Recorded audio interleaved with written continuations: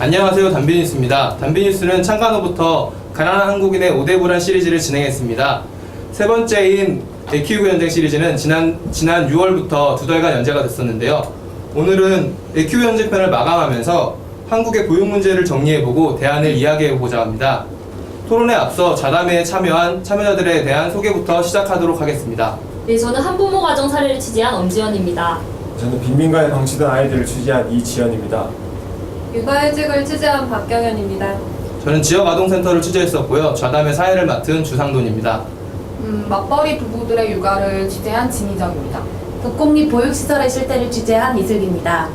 그럼 취재를 하면서 인상 깊었던 에피소드나 기억에 남는 사례들을 먼저 들어보도록 하죠.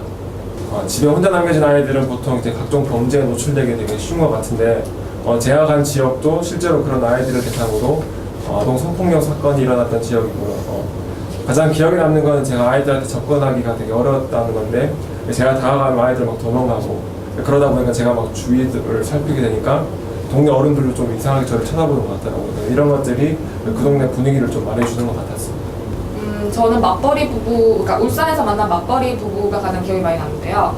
아이를 출산하고 바로 보육시설을 맡기기엔 좀 너무 어리다 보니까 가까이 살고 있는 친정 어머니께 아이를 맡기고 이제 직장 생활을 하고 있는데 모유 수유를 하고 싶어서 직접 수유는 안 되지만 그러니까 간접 수유를 하려고 6개월 정도 모유 수유를 하셨다고 하더라고요. 직장 생활하면서 틈틈이 눈치가 보이긴 하는데 모유를 짜가지고 저장용 아이스박스에 모아놨다가 아이한테 주는 식으로 수유를 6개월 정도 했는데 어느 날 보니까 유축기 모유 짤 때 쓰는 유축기 자체에 세균 번식이 되게 심하다 이런 얘기를 듣고 되게 속상하셨다라고 하더라고요.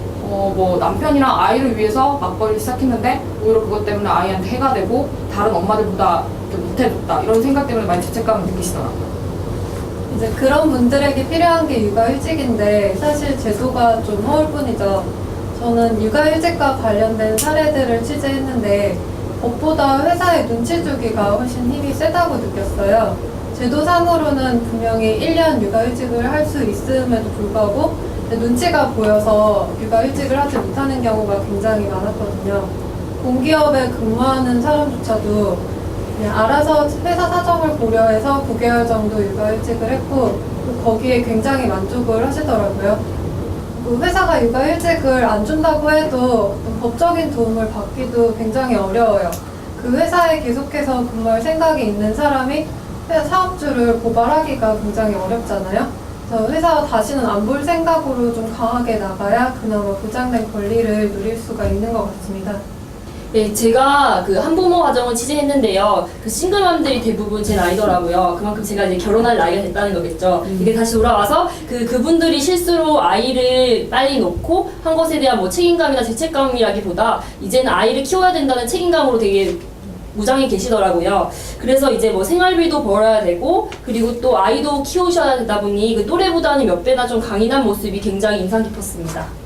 저는 두 아이를 모두 국공립 보육시설에 보냈다는 자칭 고수엄마 이야기가 인터뷰가 가장 기억에 남는데 맞벌이가 입소 1순위 조건이래요. 그러다 보니까 맞벌이가 아니더라도 맞벌이로 서류를 올려라 이런 얘기가 많더라고요. 그러다가 이제 인터뷰 말미에 이 부분은 기사로 써주지 않았으면 좋겠다라는 얘기를 해서 더 인상이 깊었던 것 같아요. 그만큼 이제 입소 경쟁이 치열하고 거기서 정보가 더욱더 중요하기 때문이 아닐까 싶은데요. 참 이걸 보면서 저는 되게 대학 입시 경쟁 같다는 생각을 했거든요. 그래서 아이들이 태어나자마자 이렇게 경쟁에 놓여야 하는 현실이 참 안타까웠습니다. 이야기를 들어보니까 아이들 키우기가 참 녹록지 않은 것 같은데요. 취재를 해보고 우리나라의 다양한 복지 정책이 시행 중인 것을 알았습니다. 근데 이러한 복지 정책들이 자칫 너무 복잡해서 복지 수혜자들에게는 너무 어려운 게 아닌가라는 생각이 들었고요. 그래서 이러한 복지 정책 좀 더 쉽게 풀어서 복지 정책을 시행했으면 좋겠다는 생각을 했습니다. 현 복지 정책에 대해 다른 기자들의 얘기도 들어보고 싶은데요.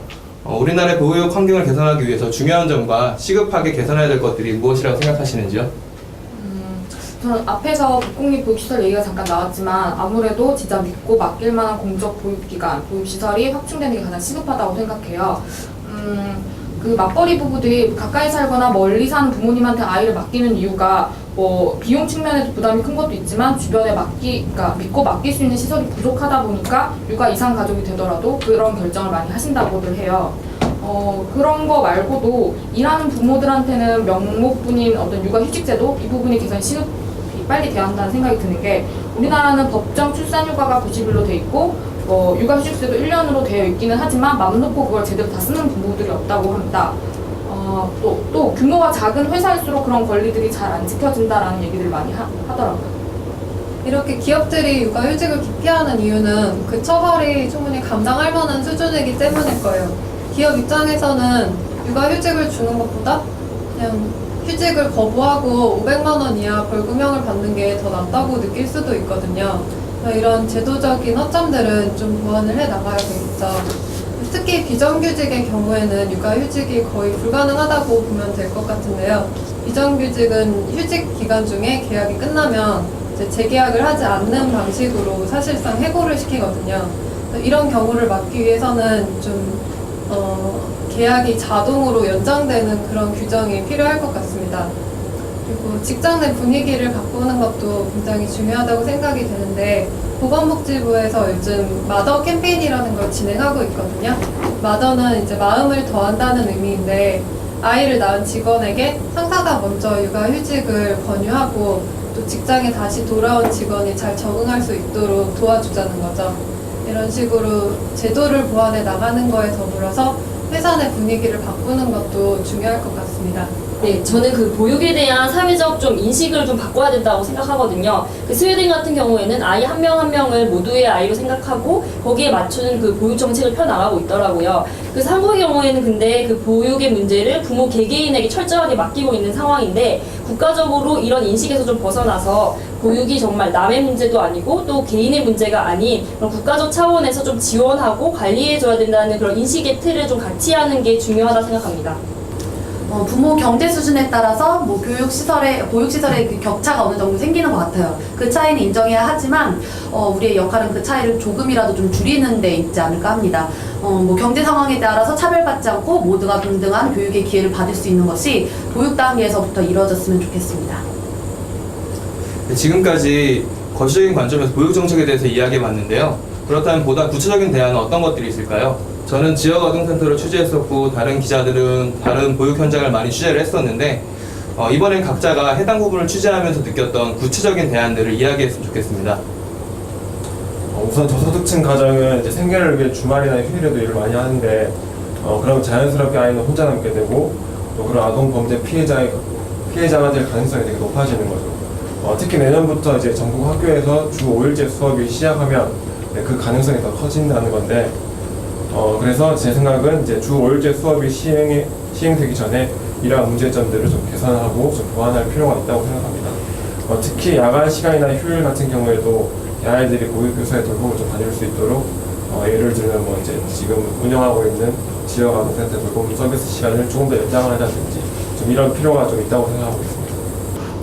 이지영 기자 얘기에 동의를 많이 하는 게 맞벌이 부부들 같은 경우는 이렇게 근무 시간이 이렇게 어떻게 될지 모르다 보니까 미취학 아동이나 영유아를 위한 보육시설 그 운영 시간이 어느 정도 탄력적으로 운영돼야 하는 그런 걸 요구하는 측면이 있는데 지금 우리나라 어린이집 같은 경우는 법적 운영 시간이 7시 반으로 되어 있다라고 해요. 근데 이 시간에 맞춰서 아이 퇴근하고 아이를 데려가는 게 현실적으로 좀 힘들다라는 얘기가 많고 또 그거 말고도 보건소에서 무료로 아이들 예방접종을 제공하는 것도 그 배정량이 딱 정해져 있기 때문에 그 일하는 엄마 아빠들이 뭐 일하는 시간에 맞춰서 이렇게 주중에 아이를 데리고 가도 그 물량이 다 없어져서 주사를 못 맞춘다 이런 얘기도 있더라고요. 그래서 그러니까 우리 사회는 좀 아이를 더 많이 낳으라고 권유하고 가정과 일이 양립했으면 좋겠다라는 주장은 하지만 실질적으로 그 맞벌이 부부들을 위한 보육 서비스의 행정적 배려가 좀 부족하다라는 생각을 많이 해봤습니다. 네, 현재 소득 하위 계층을 대상으로 정부가 그 보육비 지원을 하고 있는데요. 그게 얼마냐 하면 5만 원이거든요. 근데 아시겠지만 그 5만 원으로 가지고 할 수 있는 건 많지 않습니다. 따라서 일단 그 보육비 확충이 우선 돼야 되고요. 그리고 더불어서 편부모들이 그 비정규직을 전전하고 계시거든요. 그래서 그런 만큼 취업 알선 등 그런 서비스들도 함께 가야 된다 생각합니다. 저는 지역 아동센터를 취재했었는데요. 일부 지역은 지역 아동센터가 없어서 그런 아이들은 돌봄 서비스를 받지 못하더라고요. 그런 데에는 정부가 나서서 시설을 확충해서 돌봄 서비스에 틈새가 없도록 해야 된다고 생각을 합니다. 또한 정부에서 지역 아동센터에 주는 지원금이 문제인데요. 지원금이 적은 건 물론이고 지원금 자체가 너무 일률적으로 아이들 머릿수에 맞춰서 주다 보니까 지역과 서울이 시설 임대료가 많이 차이 남에도 불구하고 똑같은 금액을 주고 있더라고요. 시설 임대료가 오르면 인건비가 줄어들 수밖에 없어서 전문적인 교사를 채용할 수 없는 실정입니다. 이렇게 더 세심한 돌봄 서비스가 필요한 지역아동센터에 전문적인 교사를 사용하지 못하면 지역아동센터는 효용성이 떨어지게 될 수밖에 없죠. 저는 서울시가 공인하고 인증 관리하는 그런 서울형 어린이집을 이렇게 보더라도 거기에서 이제 뭐 급식 썩은 음식이 나왔던 그런 급식 문제가 계속 이렇게 화제가 됐었는데 여기 관련해서 민간 모니터링단이 이렇게 점검을 한다고 합니다. 근데 그게 1년에 2차례밖에 안 된대요. 그러다 보니 곰팡이 겹친 쇠고기죽이나 전복죽 이런 사건이 계속 일어나는 것 같습니다. 저는 시설 관리 감독이 좀 더 철저해졌으면 해요. 네, 지금까지 잘 들었습니다. 키우기 전쟁 시리즈를 취재하면서 우리나라의 보육 현실을 돌아보는 좋은 기회였던 것 같습니다.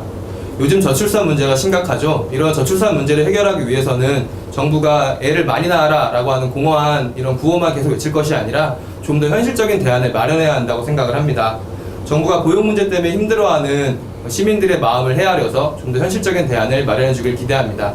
그래서 이번에 보육 시리즈가 그리고 이번 좌담회가 이런 대안을 마련하는 데 조금이나마 도움이 되었으면 합니다. 이상으로 좌담회를 마치겠습니다. 감사합니다.